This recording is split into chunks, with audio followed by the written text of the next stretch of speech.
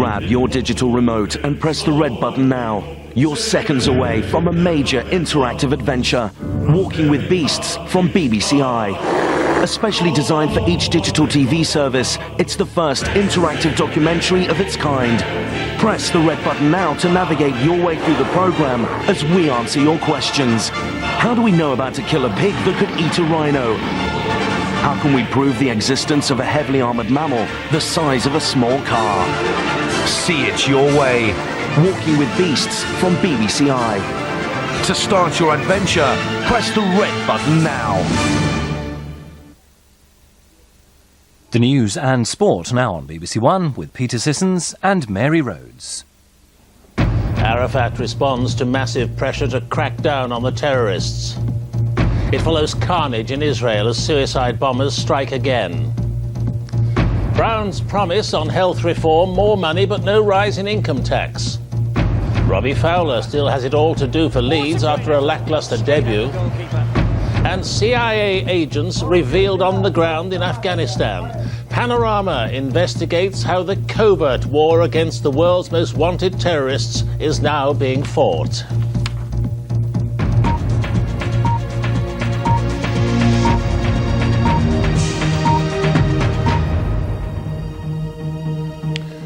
Good evening. After more deadly suicide attacks on Israel, Yasser Arafat today ordered the arrest and detention of the terrorist groups sheltering in his Palestinian territories. He bowed to massive pressure from Washington, where George Bush met Israel's Prime Minister and demanded that Arafat act. Israel itself, stung by some of the heaviest casualties in recent years, started a massive manhunt, blockading Palestinian towns and borders. The Hamas suicide bombers struck twice in 24 hours, leaving at least 28 dead and hundreds wounded. The carnage began at 11:30 last night when two suicide bombers blew themselves up in a busy street in central Jerusalem, killing 10 teenagers and injuring 170. A car bomb followed minutes later. Then, at around noon today, another suicide bombing on a bus in Haifa left 15 people dead and another 40 injured. From Jerusalem, Orla Gearin reports. A bus ride home that ended in death. A Palestinian militant got on board the number 16, calmly paid his fare, then blew himself up. The third suicide bombing in 12 hours. Across Israel today, it seemed nowhere was safe. This woman wounded, but lucky to survive such a powerful blast. I saw people flying through the air, this man said. I started screaming and then I passed out. In the hospital, more families in mourning. Israel is bleeding and it's unlikely to hold fire for long. The UN now warning of the danger of all-out war. The terror began last night in downtown Jerusalem. The victims were the young teenagers maimed and killed on this busy pedestrian mall. Two suicide bombers had struck, causing carnage. Blood around. All the shops broke up, the windows, the cars, everything around just gone. Survivors clinging to one another for comfort. 10 were killed. The youngest, called Adam, was just 14. The oldest, Yuri, only 20. Then this. A third explosion. The wounded and rescue workers trying to find somewhere to run to escape the bombers of Hamas. All of them, they want to kill us. They don't want a peace with us. We must to understand this. We must understand this. They don't want a peace. That's it. Today, the first of the funerals, many more to come. The clock is ticking for Yasser Arafat. Israeli sources say he's got 24 hours to put extremists behind bars. They are coming now to bury the dead and to mourn for the loss of innocent life, for teenagers killed on a night out, for passengers killed on the bus. There is a sense here that this conflict is slipping beyond hope. Israel is enduring its worst moment in years. Tonight, the Palestinian Authority making very public arrests. Some poor acting in this one, though. The wanted man doesn't look too concerned. The question now, will Yasser Arafat crack down in earnest? If he does, he could face war on his own streets. Orla Gearin, BBC News, Jerusalem. The Israeli Prime Minister Ariel Sharon held talks with President Bush in Washington before flying back for an emergency cabinet meeting. The president described the bombings as horrific acts of murder and called on the Palestinian leader Yasser Arafat to hunt down those responsible for the attacks. For some Israelis, this is obviously the last straw. Anger has replaced any faith there might have been in the peace process. Israel's main ally is America, but today in Jerusalem, the American Special Envoy General Zinni was heckled as he paid his respects. He's been trying to restart diplomacy, but from Israel, the talk now is more about force.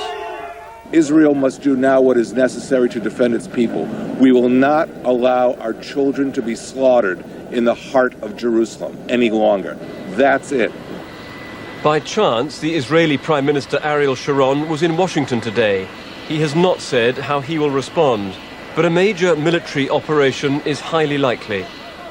President Bush will have urged restraint. The last thing he wants is an escalation in the conflict that could undermine his coalition. Instead, he warned the Palestinian leader, Yasser Arafat, that he must catch the killers. Chairman Arafat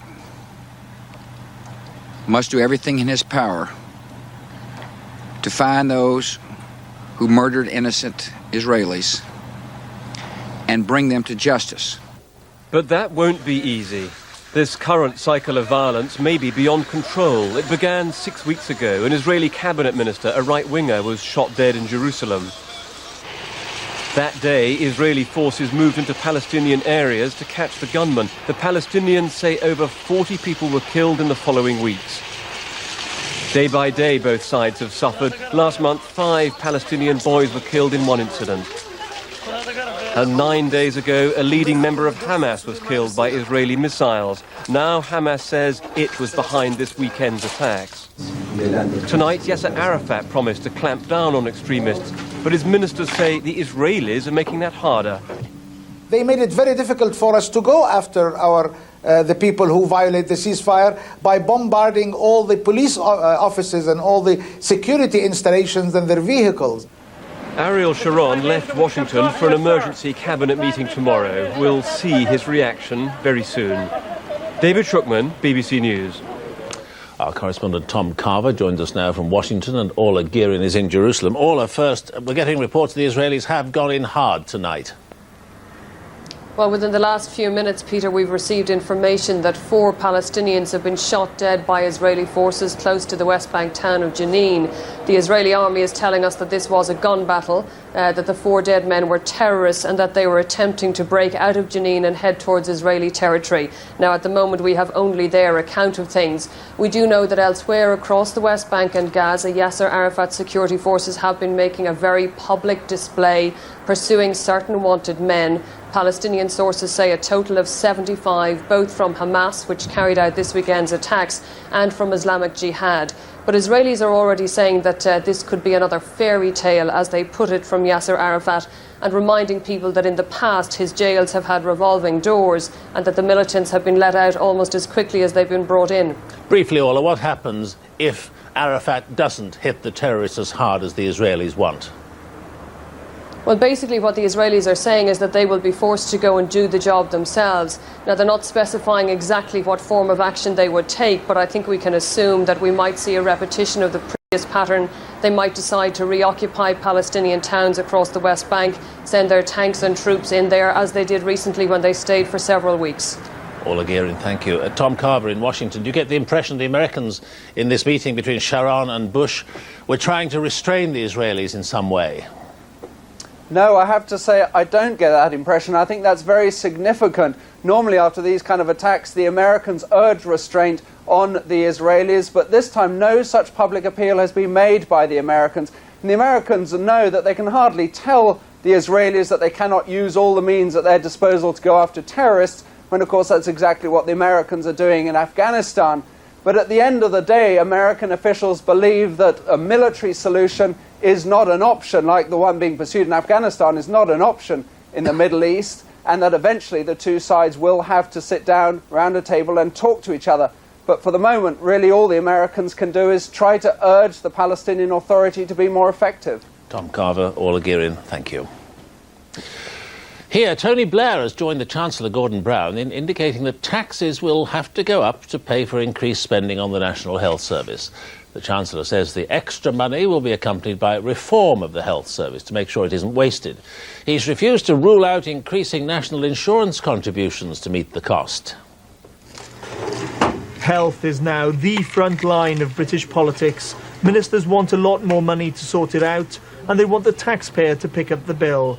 What's not clear is where the taxes will fall. I made my pledges at the election on income tax and on VAT, and I made it absolutely clear at the election that no Chancellor going into budgets will make specific pledges on other issues. What Mr Brown refused to rule out is what Conservatives claimed he was intent on doing during the last election, hitting Middle Britain with a big hike in national insurance. Conservatives are now touring Europe to find out if there are better ways of delivering healthcare and paying for it. They say the government should also be more open-minded. The government is not going to be able to mend the health service by increasing tax to spend on the health service as it exists. They must first recognise that the system is the problem, change the system, and let's seriously then talk about the amounts of money. Money for hospitals is linked to reform, according to the government, and the Chancellor says that means an end to centralised command and control. Does he mean that he's going to split up the NHS? Does he mean that he sees more of a future for the private sector providing hitherto public health services? The government have got to come clear. There is complete confusion, if not chaos. In the end, this is not about debate but delivery. By the next election, people will be able to judge if their local hospital has improved, and they'll be able to see what Gordon Brown will have done to their pay packets. Gita Hari, BBC News, Westminster. The United Nations says it hopes to finalise an agreement tomorrow on the political future of Afghanistan. In Afghanistan, American Marines have been carrying out exercises in the south of the country. The American Defence Secretary Donald Rumsfeld warned today that Taliban forces would be killed if they didn't surrender. The Home Secretary, David Blunkett, has condemned the record of the police in fighting crime. In an interview with the Observer newspaper, Mr Blunkett described detection and conviction rates as appallingly low. A major shake-up of the police service will be announced later this week. When Patricia Archer opens her Swindon recruitment agency each day, security is uppermost in her mind. She believes the Home Secretary's plans for more bobbies on the beat will help keep her business safe. She too is appalled that only 1 in 10 crimes is currently solved. We've had a case of fraud. We've had willful damage on one of the vehicles, quite seriously damaged. We had our front window broken into. So what would stop all this? More police. Today, hundreds of officers were on crowd control duty at football matches. This week's White Paper will announce there'll be record numbers of police within 2 years. There'll be less paperwork and greater use of technology to fight crime. But many officers are extremely unhappy about some of the planned reforms. There'll be a cut in sickness and overtime benefits, and a new lower tier of civilian wardens employed to patrol the streets instead of the police. A standards unit will monitor performance, and there'll be new powers for the Home Secretary to take control where forces fail to meet targets. Rank and file officers negotiating over the deal today have this message for the government. They have to treat us fairly and with some justice in relation to the role and the job we're doing. And when they're looking to change the system, so the support that comes to the service, don't undermine the professionalism and the quality of policing that we are delivering.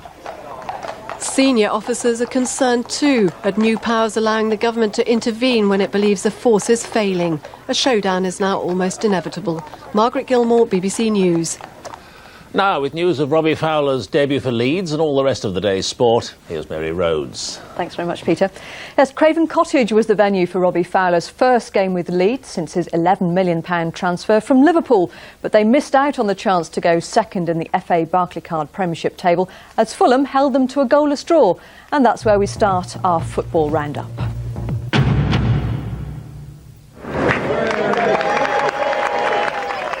The Leeds manager David O'Leary has been ambitious in his signings. He's spent nearly £100 million to build a side that he hopes will challenge for this year's title. And for his latest acquisition, it was a return to where it all began. Robbie Fowler made his Liverpool debut here in 1993. And then the sight that many Liverpool fans were hoping they'd never see. One of their favourite sons wearing the shirt of one of their least favourite teams. In a game of few chances, it was Fulham who came closest to scoring. Lewis Bowen-Morte denied by Gary Kelly. Fowler, like the whole Leeds side, seemed fairly subdued throughout, never quite being able to link up with his new teammates. A long-range second-half effort was the best he could come up with, a satisfactory, if unspectacular start for his new club. Bernie Rose, BBC News. One from long range, one from short range on his debut for Leeds United. Everton have moved into the top half of the table after their 2-0 win at home to Southampton. Thomas Radzinski scoring his side's first just after half-time. The second came with just 5 minutes left. Mark Pembridge getting on the end of Thomas Graveson's cross. Southampton remain in the bottom 3. France have pulled off a shock 3-2 win in the final of the Davis Cup against Australia in Melbourne. Nicolas Escudé clinched the tie when he beat Wayne Arthurs, who was deputising for the injured Pat Rafter. The Frenchman won in 4 sets to give his country their 9th Davis Cup title. Well, after days of uncertainty, England's first test against India gets underway in 6 hours' time in Mohali. But the side will be without Ashley Giles. The left-arm spinner has failed to recover from an Achilles injury. Despite their good run in the subcontinent last season, when they beat both Pakistan and Sri Lanka, England are expecting the conditions in India to be very different.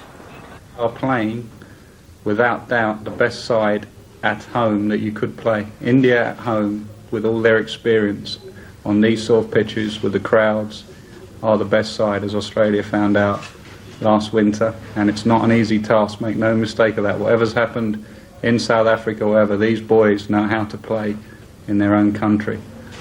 And finally, there was success this evening for a Dutch postman at Frimley Green. Raymond Barneveld has won the World Masters darts title. That's your sport, Peter. Thanks, Mary. Magic darts. Now let's get the latest on the weather with Isabel Lang. Isabel. Thanks, Peter. Evening to you. Well, a lot going on in the weather world at the moment. Let's just take a look at this Atlantic chart. This is the Atlantic depression set to bring us all a spell of gales and heavy rain, that really rattling in during tomorrow.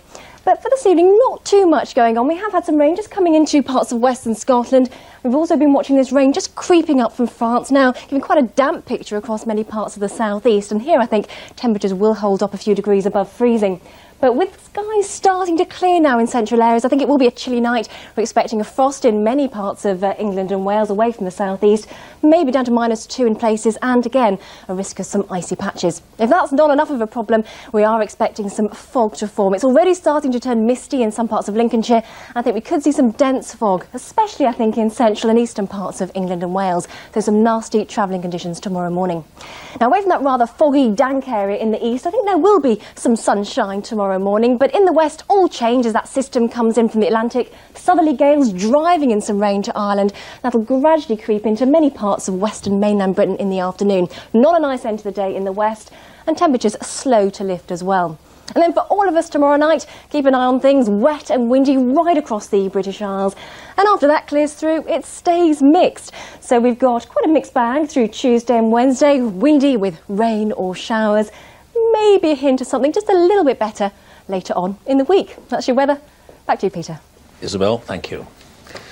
Finally, tonight's main news. 4 Palestinians have been killed by Israeli soldiers in a gun battle on the West Bank. It follows the death of at least 25 Israelis in 2 suicide bomb attacks. That's the latest news tonight. And now, on BBC One, Panorama investigates the secret war against the world's most wanted terrorists. Here's Peter Taylor.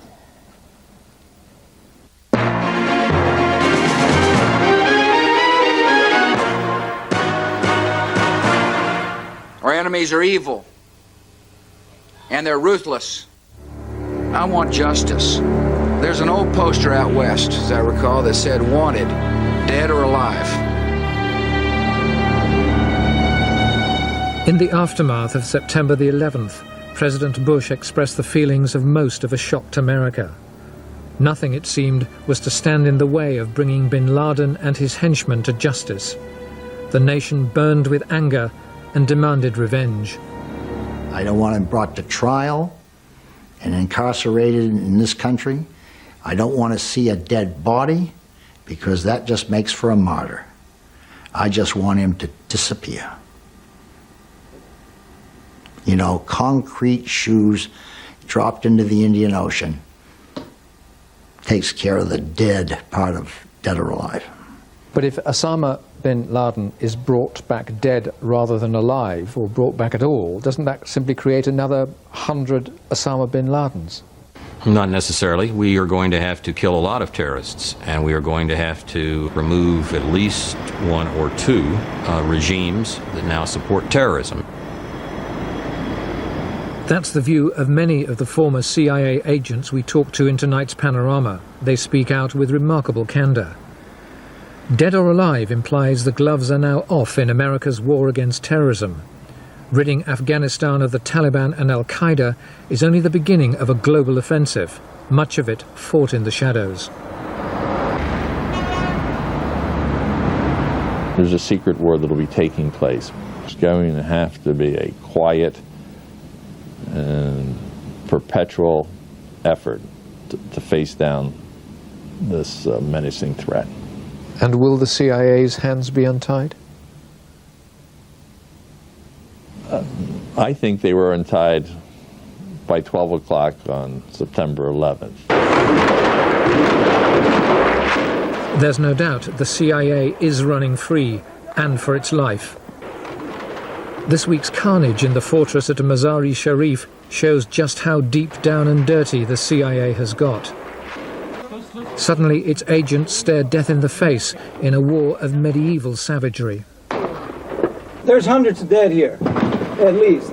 And I don't know how many Americans are. I think one was killed. I'm not sure. I'm not sure. This CIA agent called Dave is calling in airstrikes. He's just seen his partner killed by rioting Taliban prisoners. Seldom are undercover agents seen, let alone in mortal danger. This is not a Marquis of Queensberry game we're talking about. Spying is dirty business. Rats live in sewers. If you're going to get into the sewer to get the rats, you're going to get covered with slime. You're going to get covered with fecal material. Recognize it. Deal with it. Then make a choice. Either you want to get rid of the rats, which means you've got to get into the sewers, or you got to learn to live with the rats.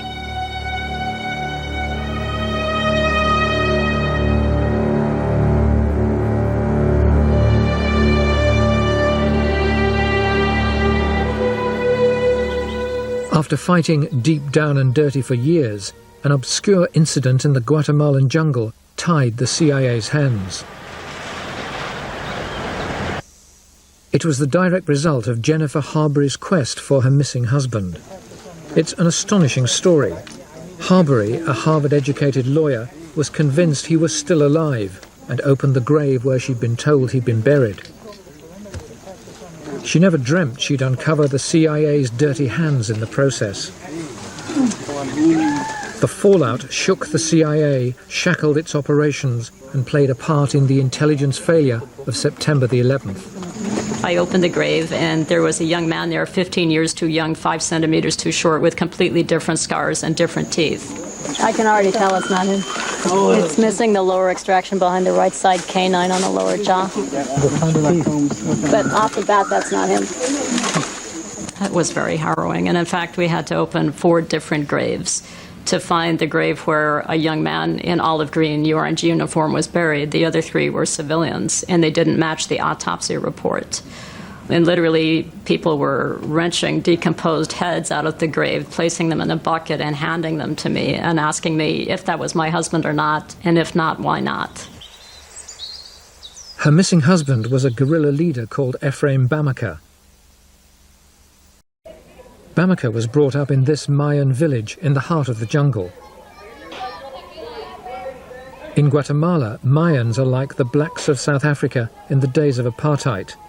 Poverty and discrimination are part of the air they breathe. He grew up on a plantation in southwestern Guatemala.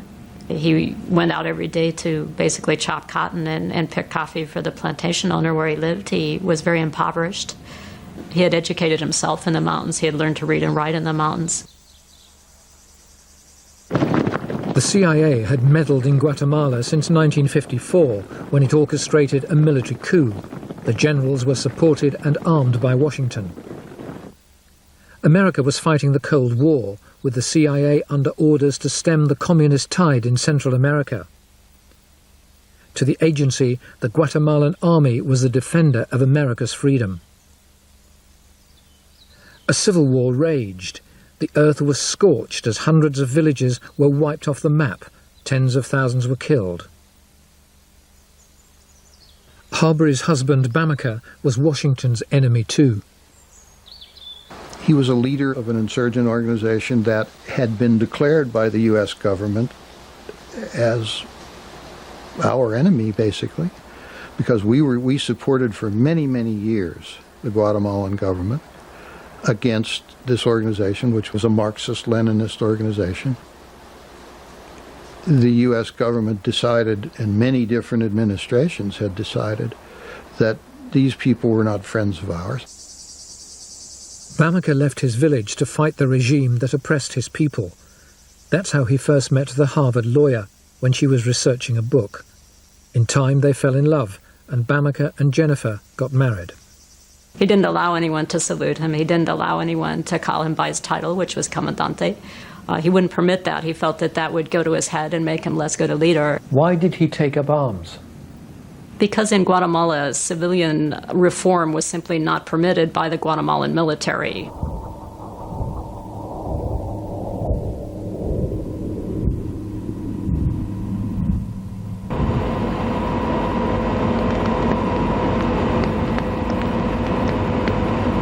There was a brief skirmish with the army. There was a great deal of smoke and explosions, and he vanished into thin air with his backpack, with his boots, with his rifle. The army announced shortly after that he had killed himself in combat to avoid being captured alive and tortured, which would have been routine on the part of the military. If you're going to go out and play in the middle of the freeway or the expressway, you do run a risk of getting run over. You know, Bamaka he pursued what he thought was right, and he paid a price for it. Captured guerrillas like Bamaka were handed over to Guatemalan intelligence officers and made to talk. The methods used were not pretty. Despite the army's insistence that Bamaka was dead, Harbury believed he was still alive and being tortured. As a lawyer, she knew from cases she'd handled what went on behind the walls of this secret interrogation centre where she believed her husband was held. They were pulling his fingernails out. They could be amputating his genitals. They could be filling his eye sockets with mud. They could be burning him with cigarettes. Those are all things that I saw many, many times in the morgue. So he was either dead or that's what was happening to him. You see, the enemy, they like to hide. They think they can hide, but we know better. The CIA lost no sleep over the disappearance of guerrillas in Guatemala. The agency's mission is to warn the president of threats to America. On September the 11th, it failed. What it lacked was human intelligence, the single most important weapon in the arsenal of counterterrorism. What you have to have, in effect, is a spy. These groups are almost impossible to infiltrate. That is to say, it's very hard to take a British or American citizen and put him into those groups because the groups are tribal, sometimes just family level. So you have to recruit somebody out of that group, which is a difficult recruitment job. And we've had some successes, but not enough. And unless you get that kind of human intelligence, you're going to continue to have this kind of intelligence failures. But penetrating terrorist cells is a risky and dangerous business. It's an activity many veterans feel the CIA has neglected for years. People, first of all, haven't been risk takers for the last 15 years in that place. That's what the intelligence organization is supposed to be about, taking calculated risks. And if it doesn't? It isn't much of an intelligence organization, and you see failures like we've seen recently. In the past, the CIA took risks, for example with Yasser Arafat's PLO. The agency had no scruples about dealing with unsavories like Abu Hassan Salameh, Arafat's right-hand man. He was a bon vivant, loved women, loved booze.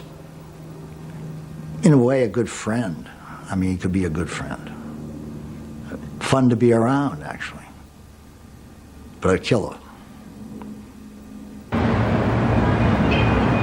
The Munich Olympics were attacked by Black September, a mask for Arafat's group. Salameh was alleged to have been the mastermind. Despite heavy security, 11 Israelis were massacred. In those days, at least, we sometimes dealt with people who had blood on their hands. Because unfortunately, they tend to know more about what the terrorists are up to than do the Mother Teresas of this world. Let's say, for example, that Osama bin Laden's chief lieutenant, who had coordinated and given the order to fly airplanes into the World Trade Center and kill 5,000 people, sent you a message through a trusted intermediary and said, hey, I'm tired of running, tired of living in a cave, I want to cooperate. Here's a way that we can get together and I will give you bin Laden. You take him, don't you? Of course you take him.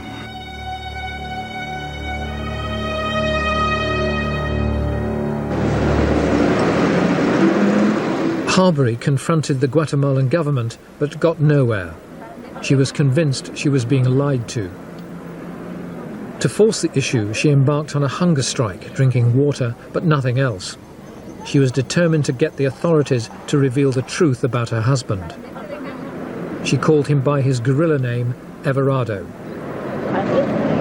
I felt that if I really wanted to show commitment to Everardo, if I really wanted to save his life, that was probably the only thing that would save his life, would be for me to literally go into convulsions on the front step of the National Palace. I knew that it would mean blindness. I knew it would mean convulsions. I knew it would mean kidney failure. I knew it would mean brain damage. So I laid down in front of their National Palace and said, this is it, your move. And that lasted for 32 days. I knew I was very strong and that I'd be fine for quite a while. And I figured I could certainly outlast the nervous system of the Guatemalan military, who certainly were not about to let a white woman who went to the Harvard Law School go into convulsions on their steps under a TV camera. And I just thought, maybe if he's alive, maybe this will be what it takes. Today, Jennifer is camped out in the main square of Guatemala City in front of the presidential palace. Harbury appeared to have made a breakthrough when America's answer to Panorama took up her cause. To her husband, who she says was captured by the Guatemalan army more than 2 years ago and has not been heard from since.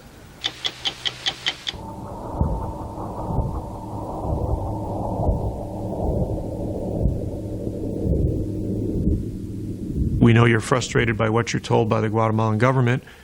We don't endorse what they're telling you, but we don't have other information that would give us a different answer to your question than the one you've been given so far. In frustration, Harbury transferred her protest to Washington, the real seat of power in Guatemala. She was convinced Everardo might still be alive. She decided to confront President Clinton and his celebrated commitment to human rights.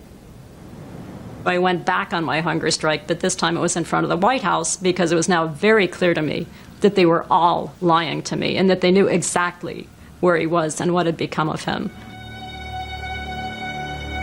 They have killed thousands of our citizens and seek to kill many more.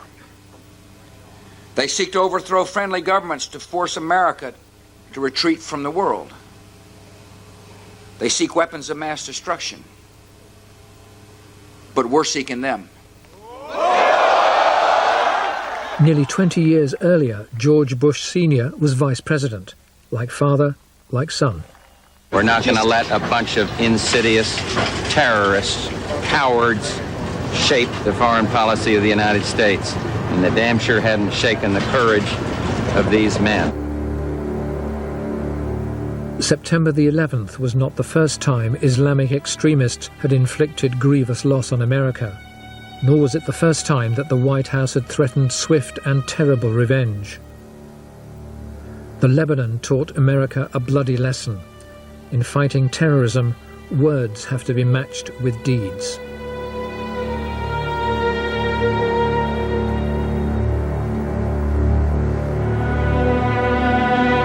After a suicide bomber had blown up the Beirut embassy, another drove a truck packed with explosives into the US Army's base.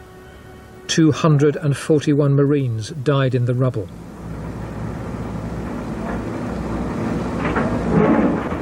Then, as now, elite special forces were sent in to locate the whereabouts of those responsible. Well, after the bombing of the Marine compound, our team's mission going back in there was to find ways to strike back at those who were involved in the bombing of the compound. I would say the long-term goal of running intelligence operations or localizing these guys would have been, at some point, to run a mission against them to take them out. To kill them? Not to kill them, not to capture them, not to bring them back for trial. That wasn't in the United States' bailiwick at that point. We were looking at retaliating for killing Americans. After the terrible events in Lebanon, the White House promised to avenge the dead. Most of the CIA Station 2, including its chief Robert Ames, had been wiped out. But the rhetoric proved hollow. The Pentagon, the bureaucracy, people in the White House just did not have a stomach for striking back at people who'd killed a lot of Americans. And America left the Lebanon, America was humiliated, and America was driven out by 3 suicide bombers driving trucks. We left Lebanon with our tails between our legs, and I'm sure anybody that through the years has thought about striking at America has remembered that we didn't have much of a sense of going back after people who had done things to us. Although the CIA knew the identities of those responsible, there was no sudden bomb or bullet to pay them back. Ironically, it was back in 1976, when George Bush Sr. was CIA director, that assassinations were forbidden by presidential executive order. The order followed the revelation of CIA plots to assassinate Fidel Castro. It even applied to taking out Saddam Hussein, America's prime candidate for removal, before bin Laden headed the wanted list. When dissident Kurds, advised by the CIA, were eager to do the agency's dirty work for it, they had to be reined in. No wonder the hawks were frustrated.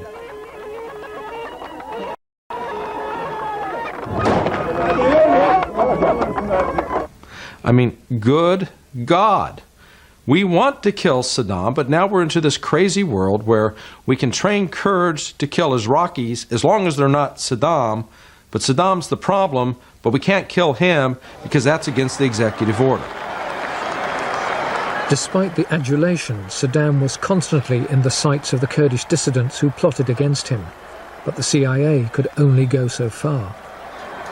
You could certainly talk to them about organizing cells, opposition cells in the military or inside Iraq, wherever the coup plotters happen to come from.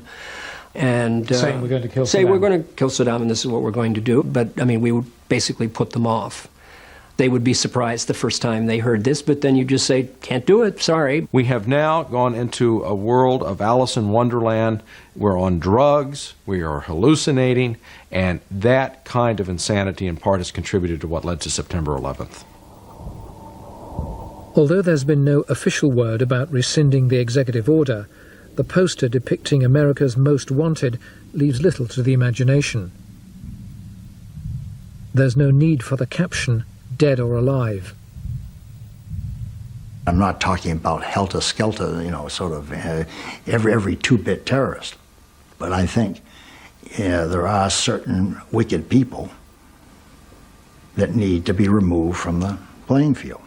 Removed. Removed. Taken out. Taken out. Slaughtered. But are there limits to what the CIA can and should do? Who's going to hunt them down and pull the trigger?